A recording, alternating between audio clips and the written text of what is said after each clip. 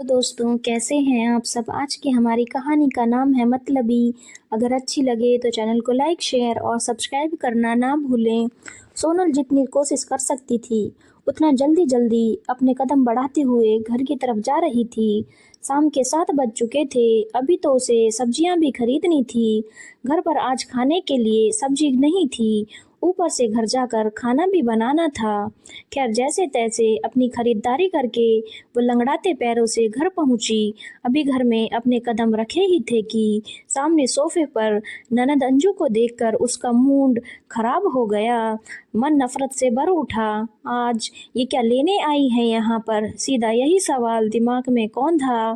तभी सासू माँ शीला जी की तरफ ध्यान गया। उन्होंने इशारों से उसे फटाफट खाना बनाने को कहा। सोनल ने ना नमस्ते की ना कुछ और, सीधा अपने कमरे में चली गई। ये देखकर अंजू उसे देखती रह गई। फिर उसने शीला जी की तरफ देखा और शिकायत करने लगी, मम्मी आपके घर में क्या मेरी यही इज्जत है जो आपकी बहू मुझे नमस्ते तक नहीं करके गई है। आपके घर में मेहमानों का इसी तरह से स्वागत होता है। पर शीला जी ने उसे नज़रअंदाज करने को कहा। कमरे में जाकर सोनल ने अपना बैग रखा, कपड़े चेंज किए और सब्जियां लेकर रसोई में आ गई। पर दिमाग में अभी यही चल रहा था कि आखिर अंजू लेने क्या आई है। आखिर दिमाग में कुछ भी चल रहा हो पर खाना तो बनाना ही था। आखिर पेट की भूख दिमाग में चल रही हलचल से कहाँ शांत होती। फिर ऊपर से ननद आई हुई है तो उसे चाहे मन हो या ना हो उसका स्वागत तो करना ही पड़ेगा। उससे बात करो या ना करो वो खाना तो खाकर ही जाएगी। इसीलिए खाने के लिए फटाफट सब्जियां सुधारने लगी। सोनल अभी सब्जी सुधार ही रही थी कि इतने में शीला जी रसोई में आई और आती ही बोली, सोनल ये क्या तरीका है, आज पूरे 5 महीने बाद मायके आई है अंजू, कम से कम उसे नमस्ते तो कर ही सकती थी तुम। सोनल ने एक नज़र शीला जी की तरफ देखा और कहा, आप अब भी मुझसे उम्मीद करती हैं कि मैं उनसे नमस्ते करूंगी। वो ननद हैं तुम्हारी और उम्र में भी तुमसे बड़ी हैं, उसका ओहदा भी तुमसे बड़ा है, इस लिहाज से नमस्ते तो कर ही लेती। शीला जी ने कहा तो सोनल सब्जी के बर्तन उठाते हुए बोली, ओहदा बड़ा होने से क्या होता है, कर्म तो उनके ऐसे नहीं हैं कि मैं उन्हें सम्मान दूं। देखो सोनल अंजू माँ बनने वाली है, वो अपनी डिलीवरी के लिए यहाँ आई है। एक बेटी अपने मायके नहीं आएगी तो कहाँ जाएगी। उसकी भाभी होने के नाते अब उसकी सेवा तो तुम्हें करनी ही पड़ेगी ना। माफ़ कीजिएगा मम्मी जी, वो दुनिया की पहली औरत थोड़ी ना है जो माँ बन रही हैं। मैं इतनी आदर्शवादी औरत नहीं हूँ और ना ही मुझ में इतनी हिम्मत है कि मैं उस औरत को नमस्ते करूँ जिसने मेरी ज़िंदगी दुश्वार करके रख दी।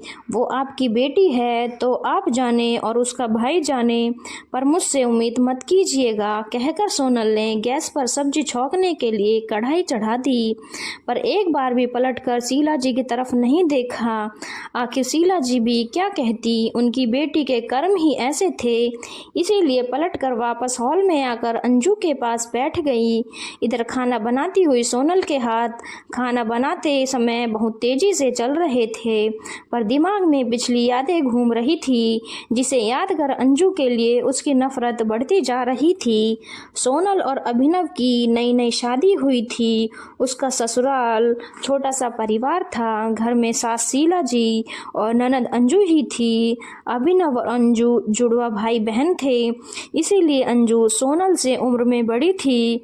उसके लिए माँ शीला जी लड़का देख रही थी, पर पहले अभिनव के लिए उन्हें सोनल पसंद आ गई, इसीलिए उन्होंने अभिनव की शादी पहले कर दी। शीला जी अंजू पर कभी रोक टोक नहीं करती थी, इस कारण वो थोड़ी जिद्दी स्वभाव की थी।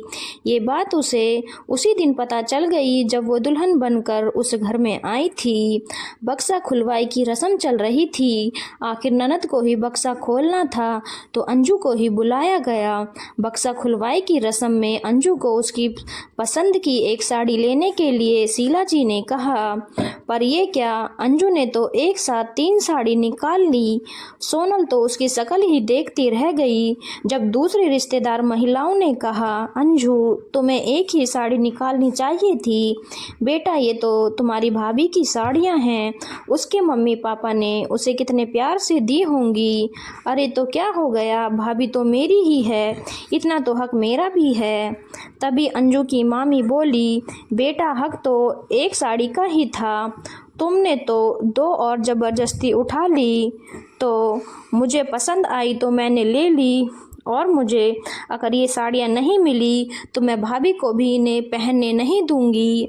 आखिर अंजू जिद पर आ गई तो शीला जी ने कहा, अरे कोई बात नहीं, ये साड़ियाँ अंजू पहने या सोनल पहने बात तो एक ही है ना, इतना क्यों बवाल मचा रहे हो।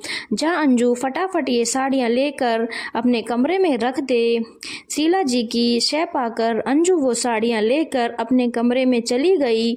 सोनल सिर्फ उसे देखती रह गई। अंजू हर जगह अपनी मनमानी ही करती। सोनल के लिए तो वो आगे से आगे हर काम तैयार रखती। मजाल है कि सोनल फ्री होकर अभिनव के साथ कहीं घूमने चली जाए। एक बार अभिनव के स्टाफ में किसी की मैरिज एनिवर्सरी थी।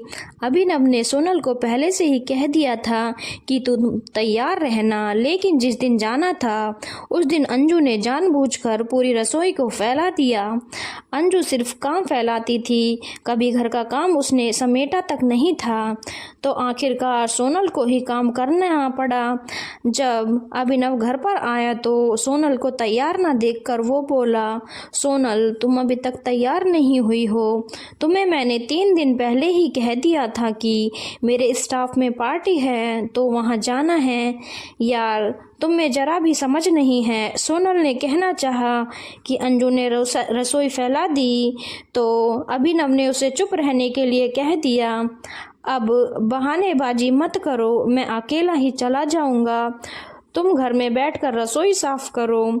जब अभिनव जाने को हुआ तो अंजू तैयार होकर आ गई और उससे बोली, चल भाई मैं चलती हूँ तेरे साथ, बहुत दिन हो गए किसी पार्टी में गए हुए। आखिर अभिनव क्या ही कहता। अंजू उसके साथ बाइक पर बैठी और दोनों पार्टी में रवाना हो गए, जबकि सोनल घर में मन मार कर रह गई। पर हैरानी उसे इस बात की थी कि शीला जी ने भी कुछ नहीं कहा। उनकी तरफ से उनका घर का काम जो हो रहा था, अक्सर अंजू की यही हरकतें अभिनव और सोनल में झगड़े का कारण बनने लगी। पर ना तो अंजू सुधरी और ना ही शीला जी ने उसे कभी सुधरने के लिए कहा। कुछ दिनों बाद पता चला कि सोनल मां बनने वाली है। उसके और अभिनव के लिए ये बड़ी खुशी के पल थे। खुशी की बात तो शीला जी और अंजू जी के लिए भी थी, लेकिन घर के कामों में सोनल को फिर भी कोई मदद नहीं करती थी। उस दिन सोनल को चेकअप के लिए अस्पताल जाना था। सुबह से उसकी तबीयत ठीक नहीं थी। अभिनव भी तैयार हो चुका था। सोनल और अभिनव निकलने को हुए तो अंजू ने जिद कर ली, भाभी पहले छत पर से कपड़े उतार कर नीचे रख जाओ, मैं आपकी नौकर नहीं हूँ जो छत पर से कपड़े उतार कर लाऊंगी। अंजू की बात सुनकर अभिनव ने कहा, अंजू ये काम तो तुम भी कर सकती हो, देख नहीं रही हो उसकी तबीयत खराब है। अरे वाह, आज तो बीवी के लिए मुझसे लड़ने को तैयार हो गया। तबीयत कोई इतनी भी खराब नहीं है कि छत पर जाकर कपड़े नहीं ला सकती, और वैसे भी तुम्हारी पत्नी इस घर की बहू है, ये उसकी जिम्मेदारी है। तुझे बोलना अपना मूड खराब करने के बराबर है। मैं खुद ही जाकर ऊपर से कपड़े ले आऊँगा। हाँ हाँ, अब बीवी के सामने पानी ही तो भरेगा तू, जोरों का गुलाम जो ठहरा। उसकी बात सुनकर अभिनव तमतमाता हुआ छत पर कपड़े लेने चला गया। ये देखकर शीला जी बोली, सोनल इतनी देर में तो तुम खुद कपड़े उतार कर ले भी आती, क्या दोनों के बहस सुने जा रही थी। अब क्या अच्छा लगेगा अभिनव ऊपर से तुम लोगों के अंडरगारमेंट्स उतार कर लाएगा। अब शीला जी ने ही कह दिया था तो सोनल को छत पर जाना ही पड़ा।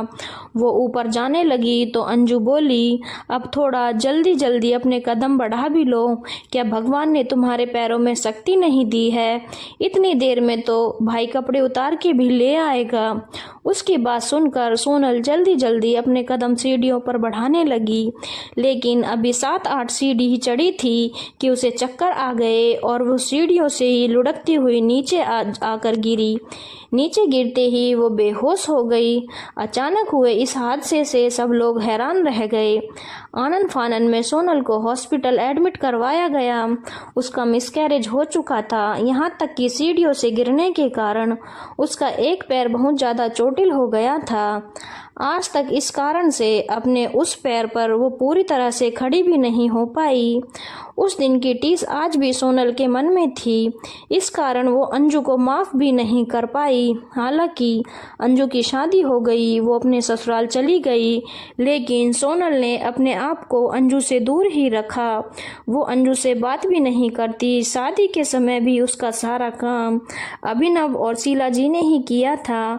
सोनल ने तो अंजू के किसी काम में हाथ नहीं लगाया। खैर, सोनल ने खाना तो बना दिया और अपने कमरे में आ गई। शीला जी जानती थी कि सोनल खाना नहीं परोसेगी, इसीलिए वो खुद उठी, अपना और अंजू का खाना लेकर बाहर आ गई। शीला जी को खाना लाते देखकर अंजू गुस्सा हो गई और चिल्लाते हुए बोली, ऐसा क्या ईगो लेकर बैठी हुई है कि खाना भी नहीं परोस सकती? बेटा, मैं खाना परोस तो रही हूँ, फिर क्यों बातें बना रही है तू? तुझे तो खाने से मतलब होना चाहिए।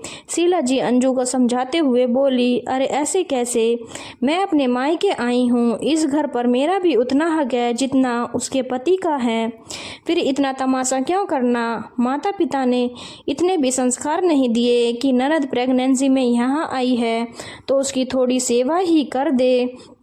अंजू ने ये बात इतनी ज़ोर से कही थी कि अंदर सोनल को सुनाई दे गई। ये सुनकर वो बाहर निकल कर आ गई। ननद रानी, कभी तुमने मुझे चैन से रहने नहीं दिया था।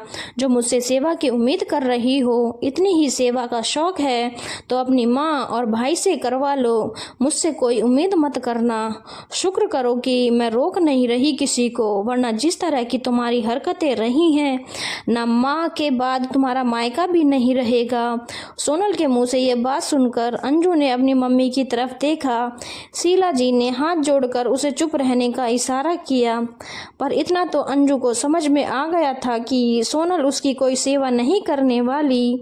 और आखिर ऐसा हुआ भी। अंजू की डिलीवरी मायके में ही हुई, जिसके लिए शीला जी ने एक काम वाली रख ली। सोनल ने तो उसके किसी भी काम को हाथ तक नहीं लगाया था। धन्यवाद दोस्तों। अगर आपको कहानी अच्छी लगी हो तो चैनल को लाइक, शेयर और सब्सक्राइब करना ना भूलें।